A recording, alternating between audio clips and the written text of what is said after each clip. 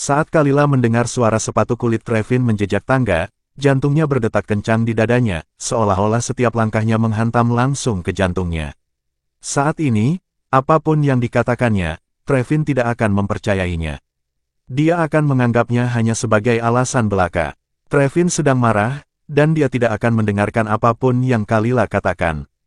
Kalila berdiri membeku, menyaksikan pria itu menaiki tangga, semakin mendekat lalu tiba-tiba.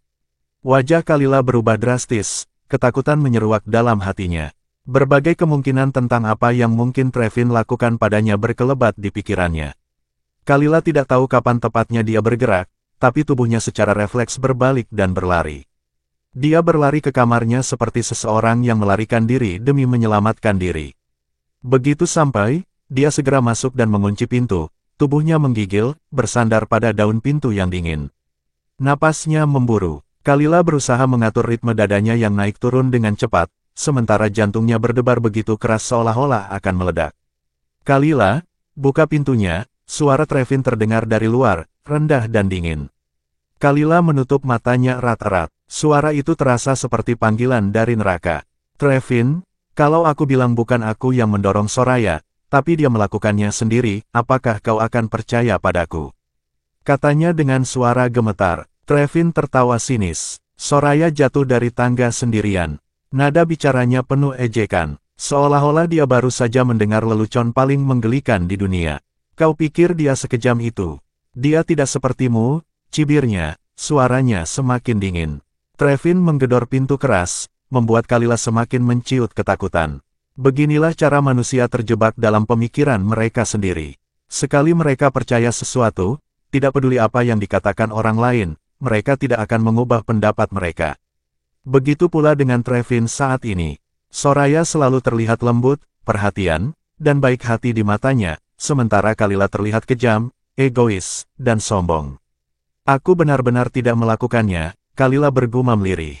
Trevin mendengus. Mari juga berbohong kepadaku. Karena kau bilang kau tidak bersalah, aku akan mengirim obat-obatan itu ke rumah sakit untuk diperiksa. Saat hasilnya keluar, kita akan tahu siapa yang berkata jujur. Suara Trevin terdengar tenang, tapi justru itulah yang paling menakutkan. Buka pintunya dan serahkan obat-obatan itu sekarang, perintahnya. Kalila semakin gemetar. Pandangannya tertuju pada laci di mana obat-obatan itu tersimpan. Rasanya seolah-olah benda itu adalah monster yang siap menelannya bulat-bulat. Jadi ini sebabnya Soraya bisa tahu segalanya. Pasti Bibi Mari telah mengintip barang-barangnya, mencuri beberapa sampel obatnya, dan menyerahkannya untuk diperiksa. Mereka berdua bersekongkol melawanku. Kenapa kau? Cukup. Trevin memotongnya dengan tajam. Apakah kau begitu jijik mengandung anakku? Apakah kau benar-benar berpikir kau bisa lolos tanpa melahirkan anakku? Biarkan aku memberitahumu Kalila. Jika kau berani melakukan sesuatu pada bayi itu, apapun itu, aku tidak akan ragu untuk membunuhmu. Nada suaranya penuh ancaman, dingin seperti es yang bisa menusuk ke tulang. Kalila menahan napas. Kata-kata itu membuatnya tercekik dalam ketakutan. Trevin tidak pernah menyangka bahwa Kalila benar-benar ingin menggugurkan anak itu. Dia selalu berpikir wanita ini sangat peduli pada bayinya. Tapi ternyata, semua itu hanya kepura-puraan. Trevin menyipitkan mata, tatapannya semakin gelap. Amarahnya sudah memuncak. Kalila, buka pintunya. Kalila tidak menanggapinya. Buka atau tidak, hasilnya akan sama saja. Kalila ingin menunggu Trevin tenang sebelum keluar dan menjelaskan segalanya. Tapi seperti biasa, rencana itu tidak berjalan sesuai keinginannya. Suara Trevin terdengar dari luar. Kalila merasakan ketegangan menjalar di seluruh tubuhnya. Tangan kecilnya mengepal erat, sementara keringat dingin membasahi punggungnya. 2. Trevin menatap pintu yang masih tertutup rapat. Amarahnya semakin memuncak. Wanita ini benar-benar tidak ingin menemuinya. Sebelum hitungan ketiga, dia mengangkat kakinya dan menendang pintu. Brak, meskipun pintunya cukup kuat, ia tidak mampu menahan kekuatan Trevin. Kalila tersentak, ketakutan membanjiri hatinya.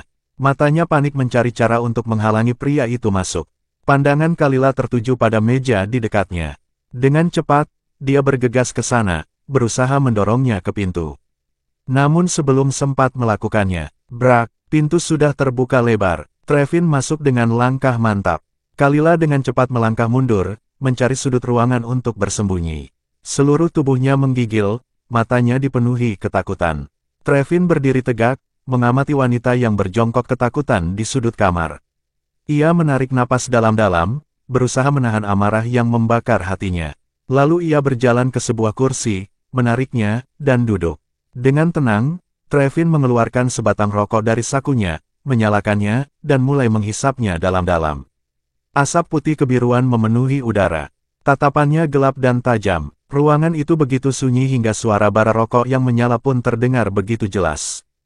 Kalila menatapnya dengan tubuh gemetar. Bau nikotin yang menyengat membuatnya merasa sangat tidak nyaman.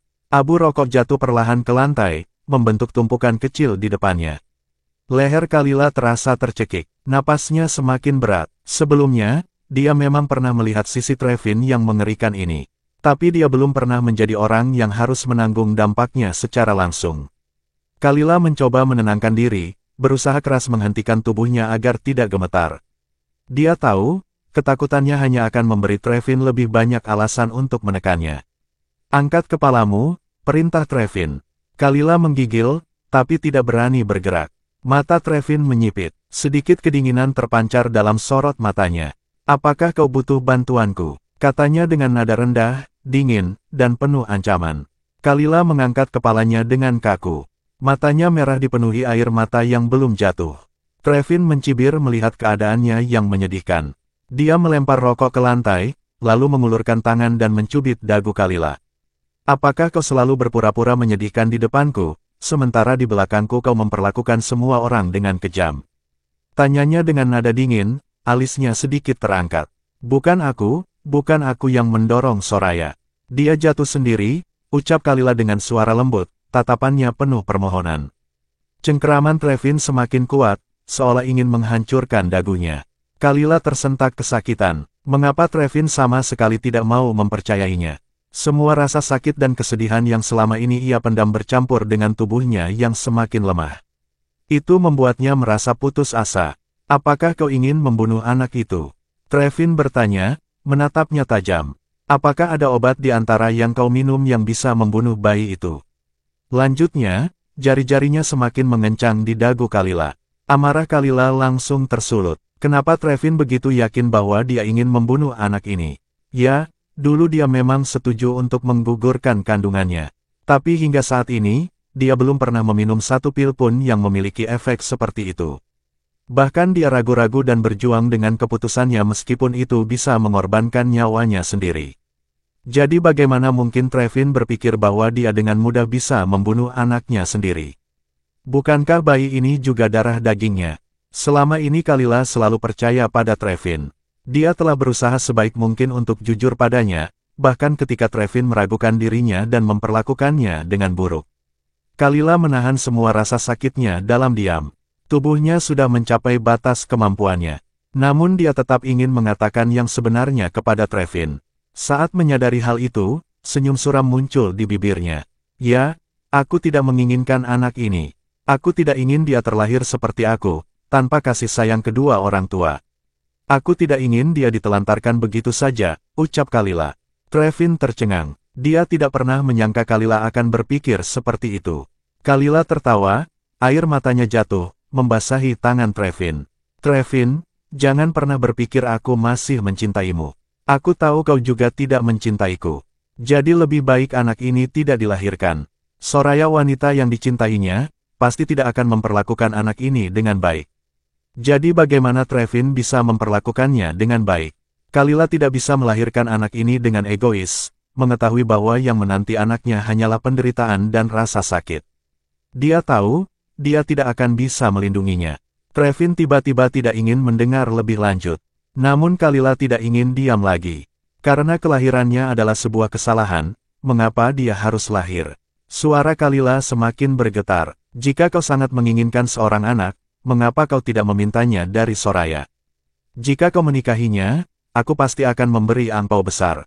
Aku akan memberkati pernikahan kalian dan mendoakan kalian berdua agar panjang umur dan memiliki banyak anak. Plak, tamparan keras mendarat di wajah Kalila, menghentikan kalimatnya. Dunia seakan menjadi gelap. Suara dengingan memenuhi telinganya. Rasa sakit yang tiba-tiba itu membuat Kalila tak bisa bergerak. Perlahan dengan kaku, Kalila mengangkat tangan untuk menyentuh pipinya yang panas dan mulai membiru.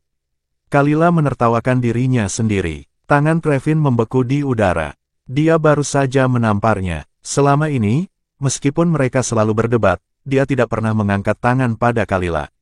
Trevin tidak pernah memukul seorang wanita. Kalila yang pertama, dada Trevin naik turun. Dia mengulurkan tangan untuk melonggarkan dasinya. Dia tidak mengerti kenapa Kalila begitu membencinya. Trevin telah memperlakukan Kalila dengan baik. Dia bahkan berinisiatif mendekatinya, merawatnya, memandikannya, bahkan mengeringkan rambutnya.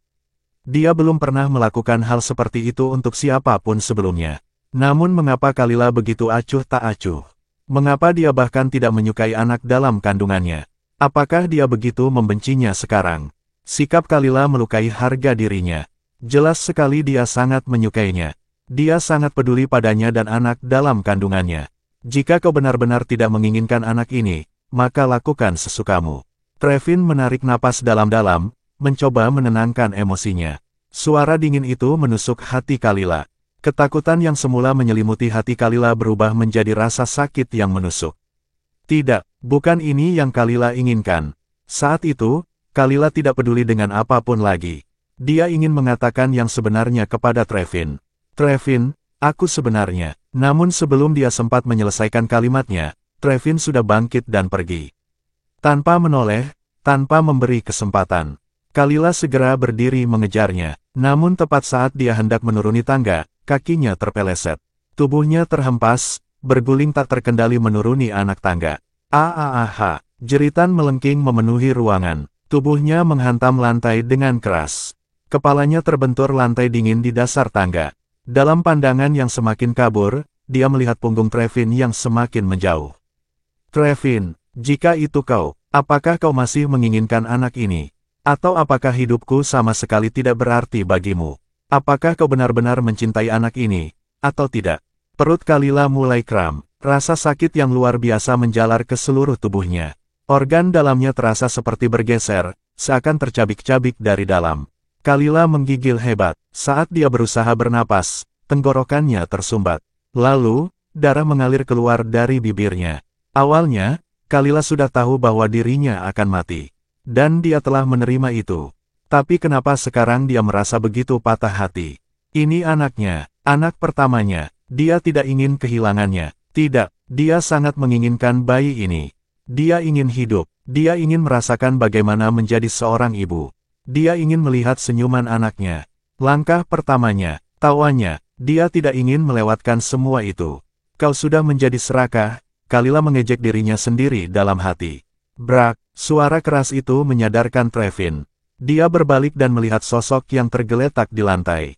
Tubuh yang meringkuk kesakitan, darah, mata Trevin membelalak, tangannya gemetar ketakutan. Amarah yang tadi membara dalam dirinya seketika menguap. Otaknya yang dipenuhi kemarahan kini hanya tersisa ketakutan. Sebelum Trevin bisa berpikir, tubuhnya sudah bergerak lebih dulu. Ia bergegas mendekati Kalila yang tergeletak di lantai, jantungnya berdebar kencang, tangannya gemetar hebat. Ketakutan merayap ke dalam dirinya. Trevin bahkan ragu untuk menyentuhnya, takut memperburuk keadaan. Trevin, selamatkan aku, anak kita, selamatkan anak kita. Suara Kalila terdengar lemah dan gemetar. Tangannya yang berlumuran darah menggenggam erat tangan Trevin. Trevin perlahan mengangkat tubuh Kalila, lalu memeluknya erat. Darah membasahi bajunya, bau anyir yang menyengat semakin membuatnya panik. Kalila, jangan tutup matamu. Jangan tidur, aku akan membawamu ke rumah sakit, oke? Kau akan baik-baik saja, bayi kita juga akan baik-baik saja.